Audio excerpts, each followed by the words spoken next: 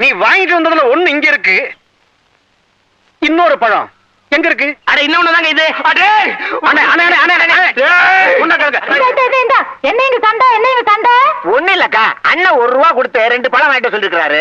ஒண்ணு வாங்கிட்டு கையில கொடுத்துட்டாரு, இன்னொன்னு எங்கன்னா அதுவும் இதாங்கிறாரு. நீயே கேளுக்கா. இந்தா உன்கிட்ட எத்தனை ரூபா கொடுத்தாரு? 1 ரூபா கொடுத்தாரு.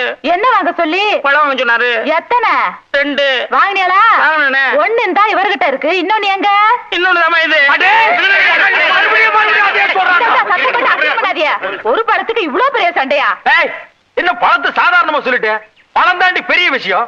ஒரு பழத்தால பரமசிவம் குடும்பம் 2ஆ பிரிஞ்சு ஒண்ணு பழனிக்கு போயிருச்சு. அது மாம்பழம், இது வாழைப்பழம். ஆனா பிரச்சனை எல்லாம் ஒண்ணுதான். விடுங்க, நீங்க விடுங்க.